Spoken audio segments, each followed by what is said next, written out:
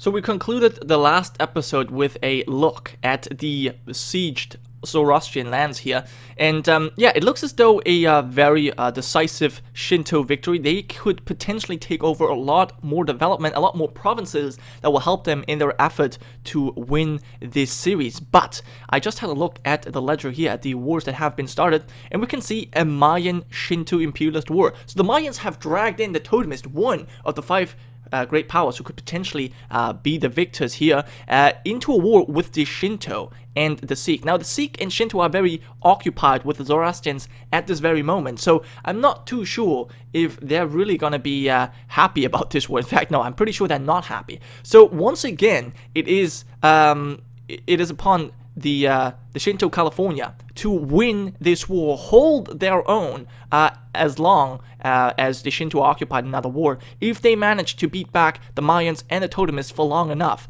they could potentially save the day for the Shinto. Now, we should definitely not underestimate the role that the Californians have played in the Shinto strategy, I guess, because they have repelled the Nahuatl twice.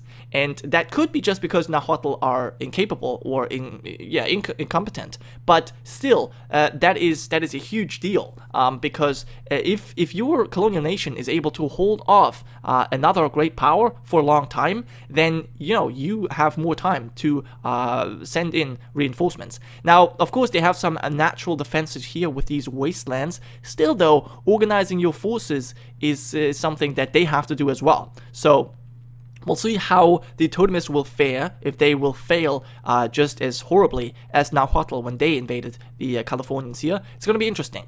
Now, the new Reformed, they also had a taste of the Totemists, and they didn't really like it too much. They lost tons of provinces, but luckily for them, the Totemists never really went after them again. They were just content with what they had. So yeah, that's interesting to see, but we can see the Totemists are a bit smarter. The Totemist and Mayan alliance is a bit smarter. Well, maybe not when it comes to avoiding attrition, but certainly in organizing their forces. They have picked two fronts that they're going to pursue, one here solely by the Totemists, and then a joint force coming here from the south and very quickly threatening the Californian capital there. So we'll see if the Shinto can get out of this quick enough. They're still in their war here with the Zoroastrians, but they should win this. I think they're definitely going to focus on that first. And since this is an imperialist war, it's their capital. They have taken war score on their side. So unless they lose, the majority of battles, they should get out of this war relatively unscathed. But we'll see. The Copts declared another war on the Sunni. Okay, so the Sunni nation, it's quite likely that they, not only the Sunni nation itself, but the Sunni religion as a whole is probably just, in the last years of this scenario, going to lose their grip, going to lose their honorable mention, which is too sad. But at least I'm mentioning them now all the time. They have really done a great job of converting people, but now, some of the regional powers like the Copts and the Monophysites have got enough. They just want to end this. They want to convert some of these provinces to their own religion and maybe get some points themselves. So that's obviously great. The fetishists are losing their war, not really a surprise, and the Inti are making progress. Well, I think they're just staying there and letting the war score tick up in their favor, which is kind of fun. And wow. So last time we checked, the Zoroastrians lost this war by 44%. Now it's 85%. So we're probably going to see a peace deal here very soon. The Norse are also winning, despite the fact that they do not control the war goal. So yeah, I suppose that's good for them. And yeah, the Totemist Mayan alliance is still losing, mostly due to the war goal. So yeah, they have the capital. As soon as that falls, basically all of the defenses are broken. So they are most definitely much smarter than Nahuatl. You gotta give them that. They are much smarter than the Nahuatl. Okay, so let's check out this war. I think we have seen peace. The Sikh have, in fact, grown stronger. Yes, they took 1, 2, 3, 4, 5, 6, 7 provinces, even though they were not the ones who declared this war. Now, 7 provinces, and wow, 1, 2, 3, 4, 5, 6, 7, 8, 9, 10, 11 for the Shinto. So you gotta give it to the Shinto. They're a good ally. They have always, I mean, the Sikh have always benefited from the wars they declared together with the Shinto. That's something you definitely gotta say. The Zoroastrians have been utterly defeated. They not only had to give up these provinces to the Shinto and Sikh, but they also had to give back cores to the Mazdaki down here in the south. So yeah, that is pretty bad for them. Zoroastrians, just a couple episodes ago, they had a shot at being the winners here as well, but they just got dismantled by the Shinto. So I wonder how much development they gained. Well, quite a bit. They catapulted themselves at number 2, just passing the Reformed here. That is pretty impressive. That is pretty impressive. If they now manage to hold on to their lands in the New World, then that's good for them. And you know what? I just noticed the Sikh actually made it to, as a spot on the Great Power. They gained a spot as a Great Power. That's cool. That's cool. I mean, they're not going to win, but still, that is good for them. That is really good for them. So they most definitely benefited from their alliance. That was a win-win situation there. I like that. I like that. And here's the thing: the Shinto never had like this huge hug box, but they had one ally, or shifting alliances. But here and there, they had one ally that they really helped out, that they really supported, and also gave promises to in peace deals. But they never really had these huge alliances, and that alliance is still holding on, whereas the big alliance block has fallen apart. No alliance for Iconoclasts, none for the Bogomilist, and the Fraticelli have one with the Reformed, but that's, we don't know how long that's gonna really last. So, yeah, Lollards also, no alliances. That is sad. I mean, the Cathars at least have the Waldensians as their allies, so they got something. Even the Slavs have the Suomenusko. So, yeah. And the Norse have the fetishes and totemists. Interesting. Alright, so let's check out what's going on. So the Inti are still winning their war. There's these several Sunni wars. The Sunni are being absolutely trashed by both the Monophysites and the Copts. So it's going to be not a very long time until we can see a peace here. I'm quite sure of it. The Norse still fighting against the Protestants, very slowly making progress. But yeah, probably going to see a white peace there. Mayans still losing, although they are, well, they're not really winning from battles, to be fair. It's just occupations that they're slowly making progress in. Fetishes losing, and yeah, the big peace deal we did obviously see between Zoroastrians and the Sikh Shinto. Wow, yeah, they certainly lost a lot of power. Oh my god. Do you remember how big they were? Wow, that's kind of sad to see. Kind of sad to see them fall. But here's the one thing: the Zoroastrians did fall, but they certainly put up a great fight. If they hadn't fought as well as they did, we would see the Shinto probably all the way up here in Europe. So they are probably the bulwark for the Europeans. They have held the they haven't really they don't really have much control of the Ural Mountains, but they have sort of held the lands up to the Ural Mountains, and therefore protected the Europeans from the Shinto menace, which could have overrun them. At least the Suomenusko, I would suspect, would have not held up the Shinto threat. So that is good for them. I mean, that is major props to the Zoroastrians there. All right, so what else have we got going on? Not too much, in fact. Yeah, you should peace out, and you are still losing that. That is just kind of hilarious, in my opinion. Yeah, and the Sunni, I think this is basically the next thing I would like to see. What are the Monophysites going to take? Now, most definitely these these 3 provinces. That is just necessary, because if they don't do that, I'm going to be actually kind of mad. So that is important. And then, well, everything they take down here is just going to make the borders look more ugly, but that's something we're going to have to deal with. Apparently, the Monophysites actually hired the Nestorian forces here to help them in their crusade against the Sunni. Alright, that's good for them, I suppose. And the Zikri are trying to defend their Sunni friends down here against the Copts, and so far they are lucky that they are in mountainous terrain, so therefore they're somewhat able to hold their own. But I'm sure that if they get too annoying, the Copts will simply wipe out their armies. I think that is quite likely that we're going to see this. Alright, so we have a peace between the fetishists and the Reformed. The fetishists did not have to give up any provinces, so I assume not really, yeah, not really much has come out of that war. They might have to give up some gold or other concessions, but that is, not that big of a deal in the grand scheme of things. It doesn't matter. All right, so Mayan and Totemists still fighting. Now, let me quickly check that out. Okay, so California is not holding up. They have been defeated, and Alaska as well. So, okay, at the very least, the Shinto the Totemists did crush the Shinto, because we haven't really seen a Shinto defeat in North America as of yet. But this is definitely a power play on the Totemist Mayan side. Still, the war was declared for the Shinto capital, and that they will not get. So eventually, they will have to just give in to whatever the Shinto demand, and that's most likely going to be a white peace. Now, we still have the Alaskan and California, the remaining Alaskan Californian troops here in the Alaskan capital, but they're taking heavy amounts of attrition. So, yeah, it looks as if the Totemists are, happy to just see them take attrition. They don't want to attack into mountains, which is probably a smart move. Quite likely, that is something I would do as well.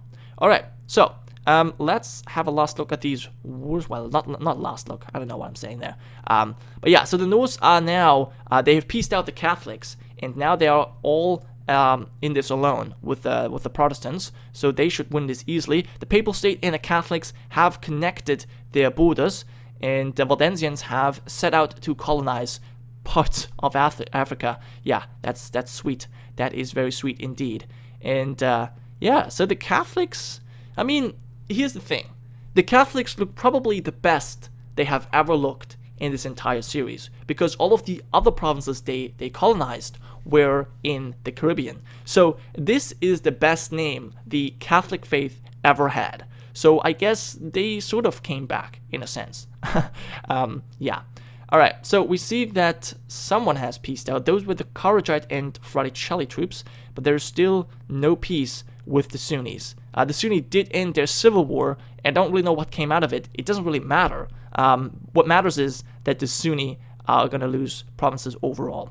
All right, so we have the Brunei, which is the last remaining Shiite country, and they are fighting Massalians. But yeah, I've never focused on the Massalians because I don't even know where they are. Yeah, okay, they have provinces here apparently. They actually controlled a lot more than this. Yeah, but they're slowly being taken over by Brunei. Okay, interesting. But other than that, I think that's pretty much all they control. Well, they control a few more islands, but overall not too important. They are certainly not an important nation. And right here we've got Confucian separatists, 50,000 men. Yeah, the Zikri are currently occupied fighting the Copts here, defending the Sunni, so I'm not too sure if they're actually going to be able to come back in time to stop these separatists. They're actually pretty menacing here. So yeah, you definitely need to do something about this. Definitely need to do something about this. You have 55. I think, you know what? You might be locked here. I don't think you can really do much. Your troops are kind of trapped. Well, we'll see how things turn out. Let's check out some more of these wars. It's, well, the Ibadi declaring a war on the Shia. Now, the Ibadi are, I think, still Ibadi, if I'm not mistaken. They have managed to kind of fly under the radar here. They've held these 4 provinces ever after they, well, lost these, and that is basically where they've been at for the entirety of the series. They might actually, you know what? They might even try and take back their cores from the Sunni if they get beaten significantly here. And yeah, we see a peace deal between the Copts and the Sunnis. They kind of were blocked by the Monophysite occupations here, so they only managed to take 2 provinces, which is actually kind of a shame. They could have taken over way more, but yeah, as I said, they have been blocked. So that at least gives the Zikri a chance to get back home and deal with their rebels. Alright, so yeah, the Shia fighting the Ibadi is not, it's not too important to me. Alright, so 100,000 men in Cathars? Wait, what's going on? Ooh, that's a big one. Ooh, that's a really big one indeed. Wow. Okay, so the Reformed and the Fraticelli, 2 of the 5 great powers, fighting another one, the Cathars and the Waldensians. Now, I would definitely say, from what we've seen in previous wars, that the Cathars are somewhat undermanned. I think they're outclassed by the Fraticelli, and the Waldensians cannot keep up with the Reformed in numbers of in terms of troops numbers. I think so. Did you really think about this correctly? Let me check this out. This is the third Fraticelli Waldensian Imperialist War. So it's the Fraticelli. Alright, so here it is. The Fraticelli have not given up. They still think they have a shot at this, and they certainly do. They certainly do. I mean, yeah, the Cathars have quite a lead. They have quite a lead. But, you know, if the Reformed and the Fraticelli do this together, they could come out on top. So now it's basically the time. The Totemists, they got to do something. The Totemists got to do something about the Reformed, and with all of these four nations fighting, the Shinto might be able to come out on top. This is really exciting. This is really exciting. So yeah, let's actually not pause the game too much. Let's see what is going on. A big battle here. Fraticelli being absolutely destroyed by a huge Cathar death stack, and yeah, they managed to win just in time to also completely utterly crush.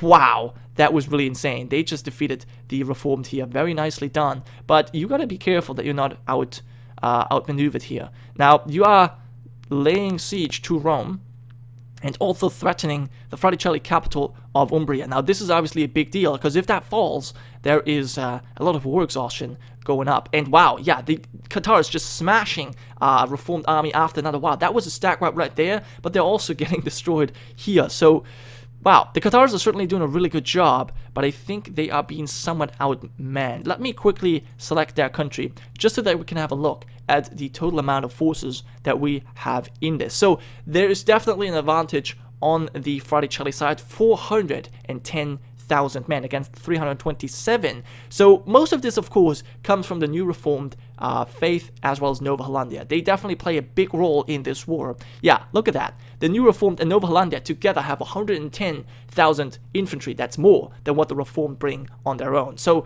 I don't think they're going to really play a big part in this. Whereas Cathar, La Plata, and Brazil, they don't really bring that many men. You can see the Cathars, 200,000 infantry on their own.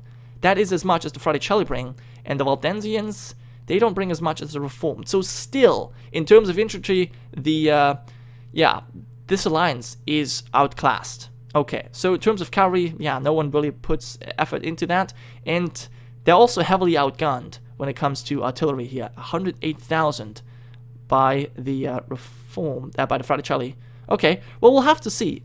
Still, if you guys manage to fight well, you can definitely pull out a win here, but it's gonna be difficult. Yeah, this army is gonna get destroyed, and we see fortresses being sieged. I think this is gonna be a loss. If I'm being honest here, this is gonna be a loss for the Cathars. Now, we don't know how much the Cathars will really have to give up here. Probably nothing. I don't think the Cathars are actually going to lose any of their personal development, but it will strengthen two of their rivals, the Reformed and the Fraticelli. And yeah, that means they will gain development, and they will gain potential provinces they can convert. So yeah, that is actually something I did not really expect. This war I did not expect. Oh, and the Kharijites now declared a war on the Cathars as well. They're making them really work for their victory here. I mean, at this very moment, the Cathars are definitely #1 great power. If we have a quick look at the religions, let me see this out. How many? Well, they're still behind the Reformed when it comes to numbers, number of provinces. 20, even more than 20 behind. So they're not #1 here. But they have just such a huge advantage when it comes to development. So I cannot really say who is my #1 right now. But it's got to be between the Reformed and Cathars. It's got to be between, well, as I said, it's going to come down to these 5 nations. So, guys, what I want you to do, I know that it's difficult because there's still currently a war raging that is very important. Okay, you know what? I actually thought this is going to be the last video before the final video, but I think because of this war, this big war that has broken out, we'll have to end this episode here, and we'll go for one more, and after that one, we're gonna have the big overview. So I think once again, I'm going to have to end this episode here. We'll come back next time. One more time. We'll finish this war, and then we'll see who wins the series. So, thank you guys so much for watching. I hope you have enjoyed, and I will see you hopefully next time.